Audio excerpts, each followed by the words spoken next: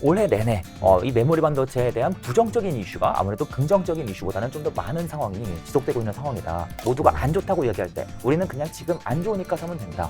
어차피 다음번에 상승 사이클이 올 것이니까. 이 하락 사이클과 상승 사이클은 중간 과정에 불과하다.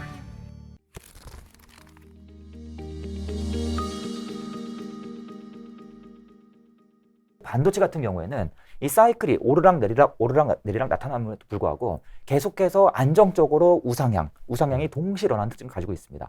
이 상승 사이클의 고점이 계속해서 높아지는 그러한 특징을 나타낼 수밖에 없어요. 그 이유가 무엇인가 하면 일단 먼저 반도체 산업은 계속해서 장기 우상향한다라고 말씀을 드렸습니다. 그 이유가 무엇인가 하면 첫 번째로 앞으로 반도체 산업에서 사용되는 이 칩의 개수는 무조건 많아질 수밖에 없습니다. 계속해서 많아질 수밖에 없습니다. 예를 들어서 단적으로 말씀드리자면 지금 자동차에 들어가고 있는 반도체 칩의 개수가 한 100개 정도 됩니다. 뭐 소나타 그랜저급에 들어가는 칩의 개수가. 그런데 한 10년, 15년 지나면 앞으로 전장이 확대되고 전기차가 확대되고 배터리가 탑재되면 전장 부품이 늘어날 수밖에 없거든요.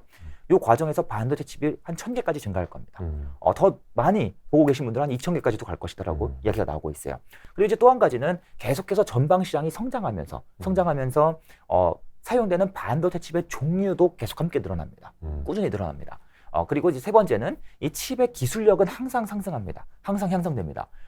컴퓨터에도 스마트폰에도 이 들어가는 칩들이 계속해서 성능이 향상된다라고 우리가 생각을 해볼 수가 있겠습니다. 그렇죠. 그렇다면은 무언가 반도체 공정 내에서 기술이 더욱더 복잡해지고 무언가 새로운 소재들이 더욱더 많이 사용되고 관련된 기업들은 계속해서 성장하는 그러한 특징을 나타낸다. 이렇게 좀 우리가 생각해 볼 수가 있겠습니다. 그러니까 네, 먼 미래를 보더라도 네. 확실히 좀 위에가 열려 있는 맞습니다. 사이클이 있지만 그래도 열려 있는 맞습니다. 진짜 그 네. 상승 꼭지가 항상 높아지는 네. 사이클이다라는 게 정말 정확한 표현이신 것 네, 같아요. 맞습니다. 지나고 나서 보면 네. 저런 사이클이었구나 깨닫게 되는데 맞습니다. 그 사이클 안에 있을 때는 네, 내가 어느 방향으로 가고 있는지를 사람들이 헷갈려 하잖아요. 맞습니다.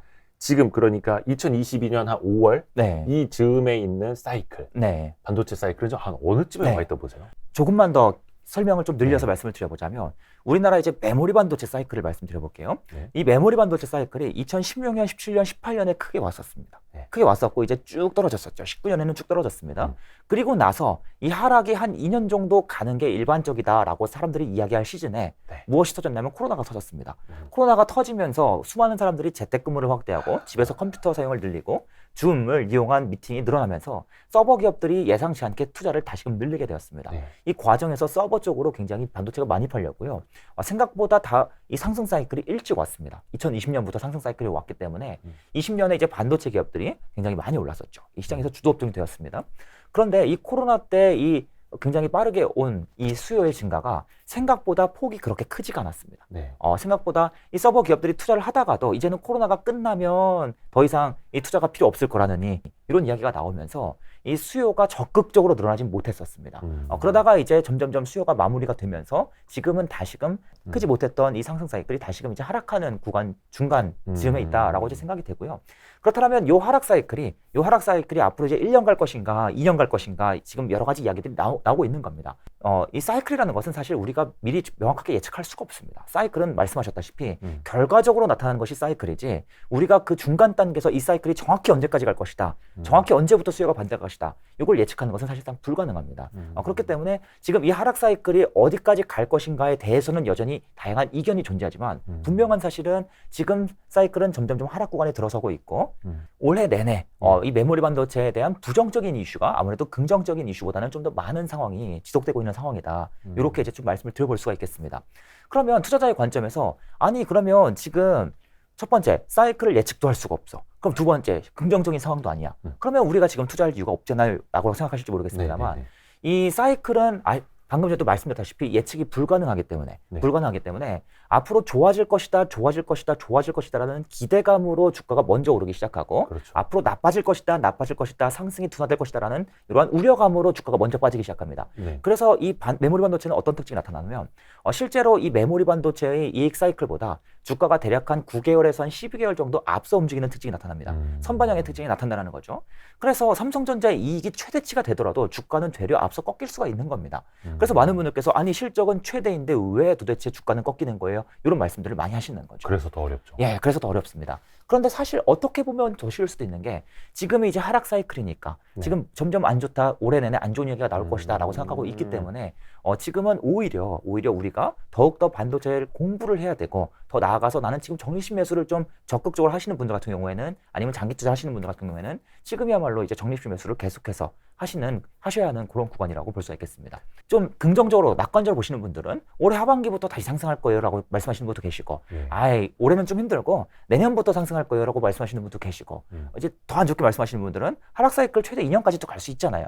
이 규칙성을 살펴보면 2년까지도 갈 수 있잖아요. 라고 말씀하시는 분 같은 경우에는 한 내년 23년. 중반 지나서부터 긍정적일 수 있어요. 라고 이제 말씀하시는 분도 계시다라는 거죠. 네. 그런데 아무쪼록 이러한 이 컨센서들이 굉장히 일치하지 않고 다양하게 존재합니다만 어쨌든 우리는 다운 사이클에서부터 매수해서 들어가는 것이 맞습니다. 모두가 안 좋다고 얘기할 때 언제까지 안 좋아 이거 갖고 싸울 때 우리는 그냥 지금 안 좋으니까 사면 된다. 어차피 다음번에 상승 사이클이 올 것이니까 반도체 산업은 계속해서 장기적으로 우상향하고 이러한 우상향 중에서도 이 하락 사이클과 상승 사이클은 중간 과정에 불과하다. 이러한 관점으로 좀 접근하는 것이 저는 맞다고 생각합니다.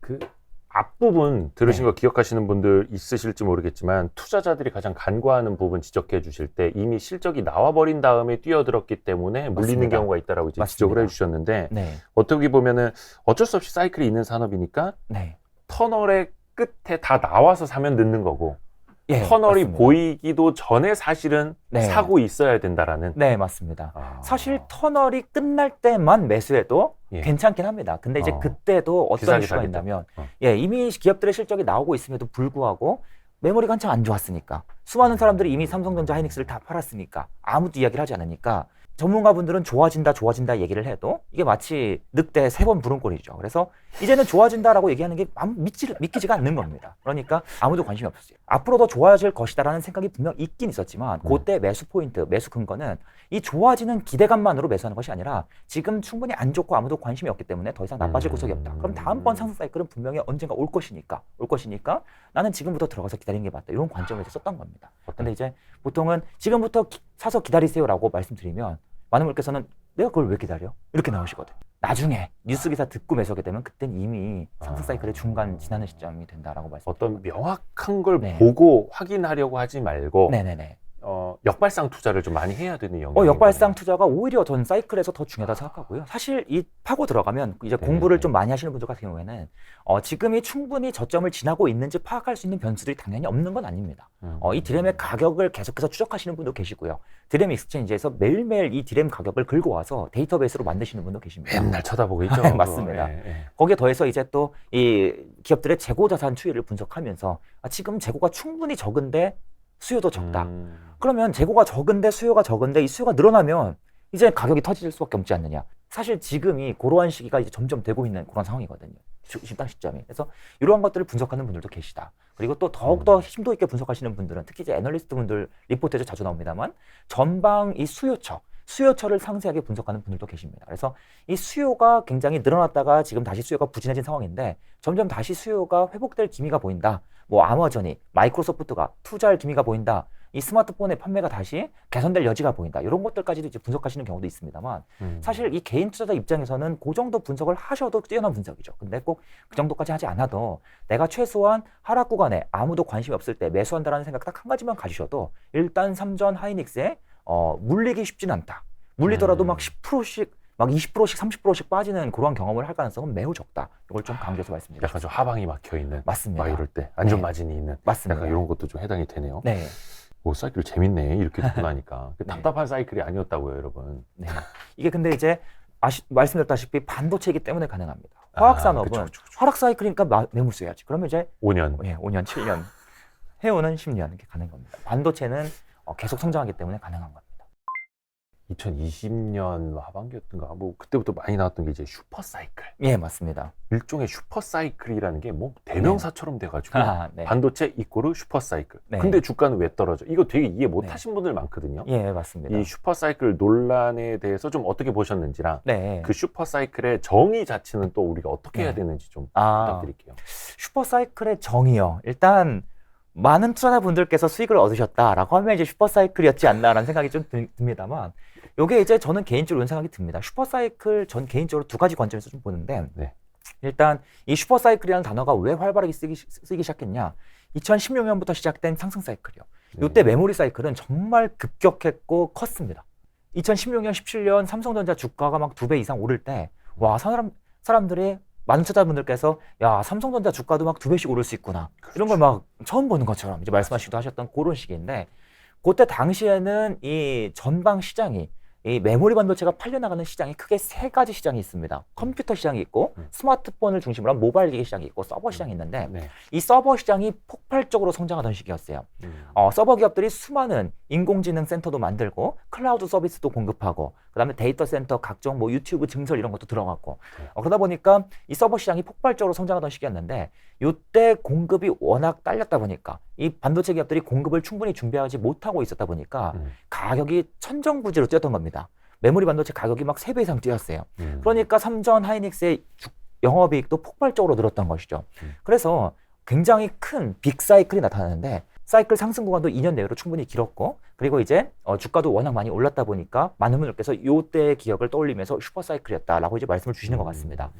그런데 그에 반해서 이번에 이제 코로나 때는 앞에서 말씀드렸지만 이 상승 사이클이 충분히 크게 오지 못했었습니다. 코로나는 일단 변수가 일단 크게 작용을 했고요. 네. 그다음에 뒤이어서 이 하락 사이클이 지금 계속해서 진행이 되리라고 지금 많은 분들이 이야기하고 있기 때문에 이게 이 상승 사이클이 분명 한번 오긴 왔는데 네. 이 슈퍼 사이클이 아니지 않냐 뭐 이런 말씀을 하시는 것 같습니다. 네, 그런데 네. 사실 이번 사이클은 이제 코로나라는 변칙도 있었고 또 한 가지 제가 이제 개인적으로 슈퍼 사이클이라고 생각하는 부분은 또 무엇이냐면 이 반도체 산업의 장기적인 우상향이에요.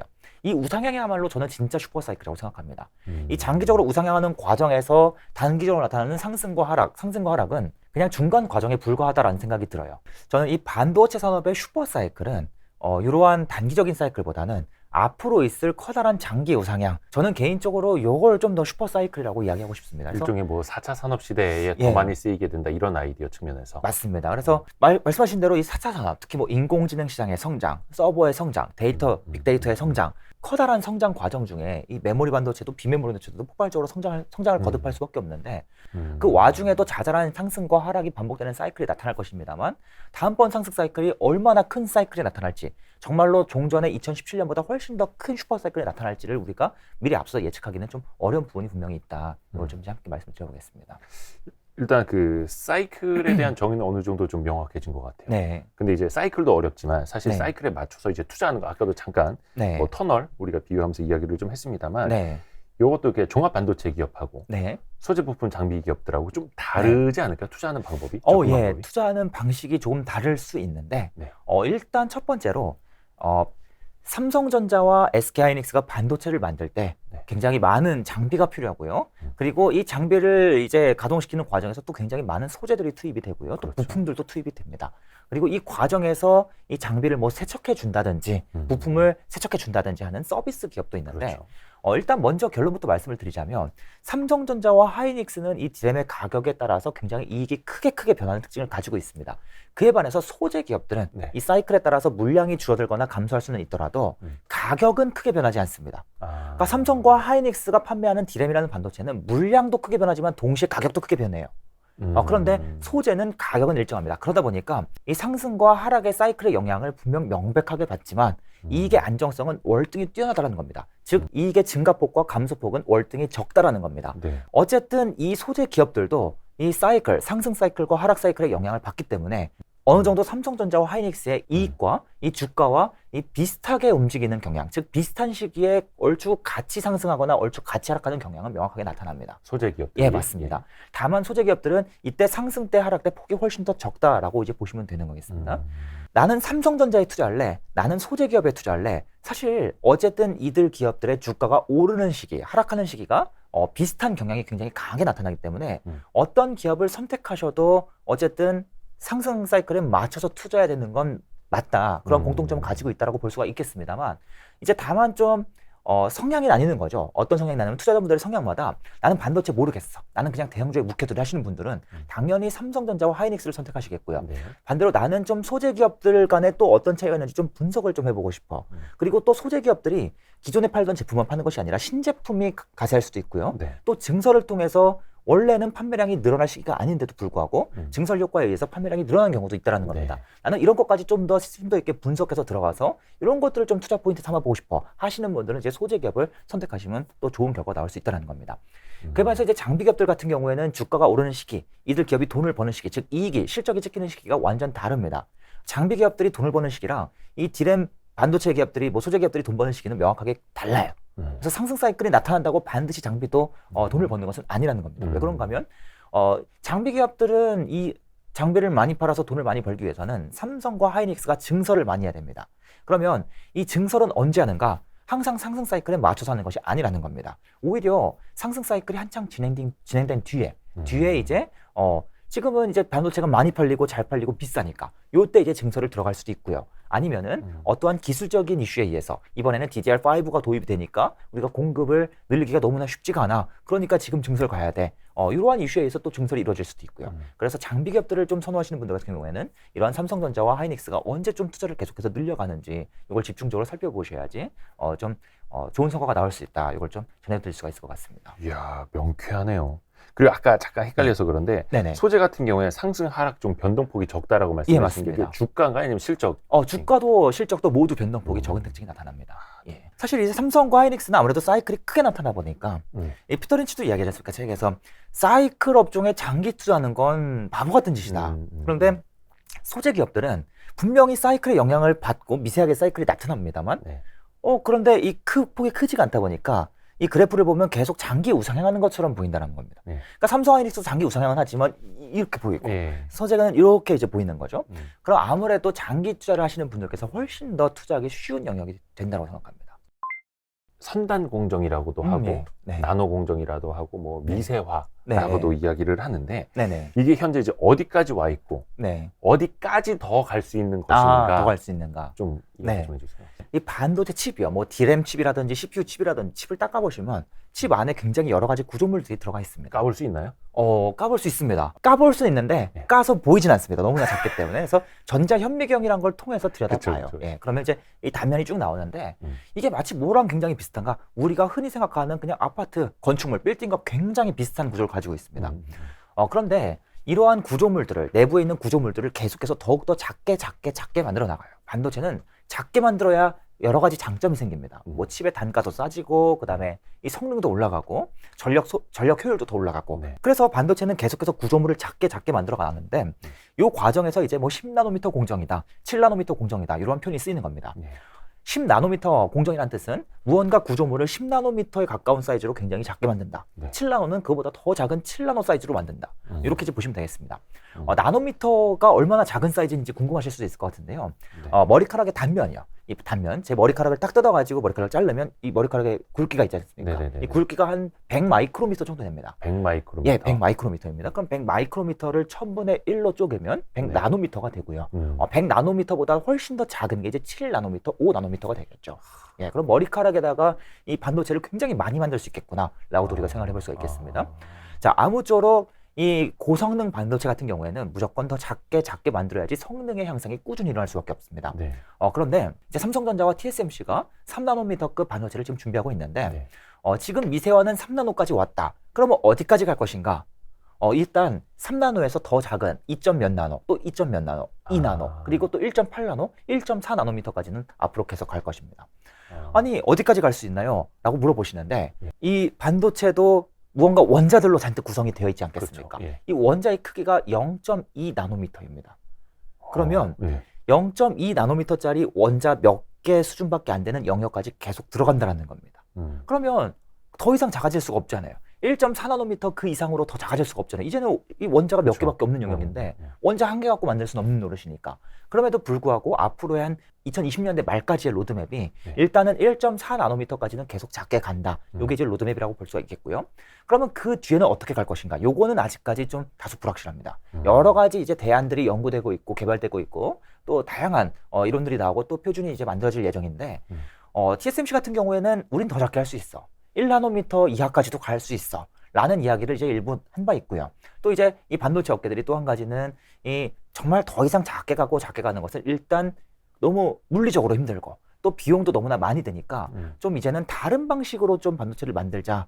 좀 구조물의 구조를 바꿔보자. 뭐 이런 이야기도 이제 나오고 있는 상황이다. 근데 그거는 이제 2030년대에 어떻게 반도체를 만들 것인가에 대한 이야기다라고 보시면 되겠습니다. 일단은 뭐 한 20나노대에서 10나노대까지 네. 줄이는 것만 하더라도 거의 한 네. 절반 네, 정도로 맞습니다. 더 미세화를 한 건데 네, 거기에서 이제 단자릿수로 내려오고 네, 맞습니다. 그게 또 절반으로 더 떨어지고 맞습니다. 그러니까 어떻게 보면 이제 사실은 한계에 부딪히는 게 사실은 정상이고 맞습니다. 그래서 무어의 법칙도 한 네.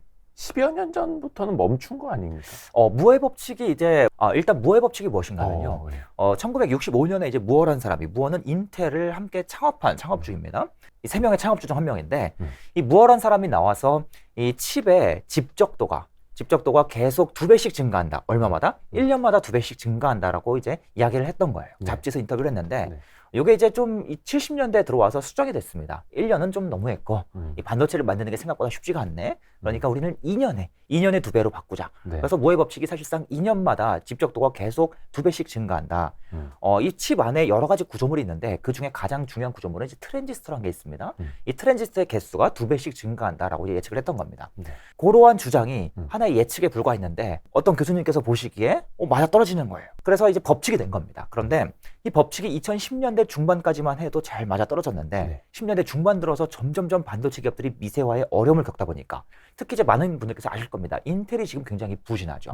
그래서 인텔이 14나노미터 공정에서 10나노미터 공정으로 더 가지 못하고 또 다른 반도체 기업들도 10나노, 7나노 공정 확보에 점점점 애를 먹게 되고 뭐 EUV니 뭐니 첨단 공정을 계속해서 들여와야 되는데 이 개발도 힘들어 장비를 사는 것도 힘들어 하다 보니까 2010년대 중반부터는 이 무어의 법칙이 즉 트랜지스터의 증가 속도가 둔화되는 성향이 나타났습니다. 눕는. 네. 예, 곡선이 이제 살짝 누웠지만 그럼에도 불구하고 요 주기가 이제 2년에서 점점점 3년으로 늘어나는 것이죠. 늘어나는 것입니다. 지금 이제 딱 그 구간에 있는데 그럼에도 불구하고 지금 계속 2배씩 증가하고 있잖아. 라고 이제 말씀하시는 분들은 무어의 법칙은 여전히 유효하다라고 이제 말씀하시는 것이고요.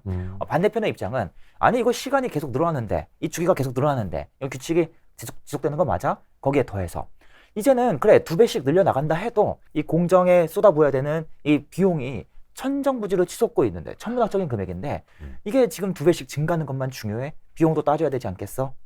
이렇게 이제 주장하시는 분도 계시다라는 겁니다. 그래서 무어의 법칙이 지금 점점점 깨지는 거 아니냐 이런 이야기들이 여러 가지로 나오고 있는 상황이다. 그럼에도 불구하고 이 집적도는 계속돼서 어쨌든 주기는 다소 길어질지라도 이 2배를 계속 유지하기 위해서 지금 3나노니 2나노니 1나노니 계속해서 가는 것이다. 이렇게 이제 보시면 되겠습니다. 한 10여 년 전, 한 20년 전 그때 뉴스만 보더라도 사실 반도체 산업에서의 치킨 게임이라는 예, 맞습니다. 게 항상 네. 화두였잖아요. 네. 근데 요즘에는 반도체 산업의 치킨 게임이라는 이야기가 특히 이제 메모리 네. 반도체에서는 들리지를 않죠. 예. 이미 전 세계에 3개밖에 없으니까. 네. 그게 사실은 이제 미세화를 계속 하면서 네. 못하는 놈들 먼저 떨어져 나가고 맞습니다. 과점 산업이 이제 좀 만들어진 건데 네. 그 미세화를 계속해서 더 미세하게 진행했던 게 네. 경쟁자들을 떨어뜨리고 경쟁 우위에 서려는 게 하나가 있었는데 네. 그러면 이 업체들 입장에서 볼 때 네. 성능을 더 올리는 것 외에는 네. 그러면은 과거와 같은 네. 미세화 공정에 더 많은 투자를 해야 할 유의는 좀 떨어진 건 아닙니까? 그러면 그 산업 경쟁 내에서만 일단 예. 보자면 한 가지 좀 정정을 하나 말씀을 드릴게요. 네. 이 치킨 게임이 메모리 반도체에서 끝난 것은 아닙니다. 디램에서 이제 끝난 것이고 낸드 플래시는 여전히 치킨 게임은 진행 중에 있습니다. 그래서 거기는 좀 많죠. 업체가. 여전히 업체가 많기 때문에 그런데 이제 비메모리 같은 경우도 말씀하신 대로 지금 치킨 게임이 굉장히 정리가 되고 이 선단 공정 쪽 7나노 EUV가 사용되는 이 영역에서는 아시다시피 TSMC, 삼성전자 플러스 이제 인텔 정도로 정리가 되고 있는 그런 상황이죠. 이 글로벌 파운드리 같은 기업만 해도 더 이상 우리는 진입하지 않겠다라고 이야기를 하고 있습니다. 그런데 이러한 치킨 게임을 마무리하고 이들 기업이 그러면 이제 더 이상 치킨 게임 할 필요 없으니까 계속 돈을 벌어들이면 될 텐데 왜 계속해서 이 공정 개발하고 막대한 비용을 쏟는가?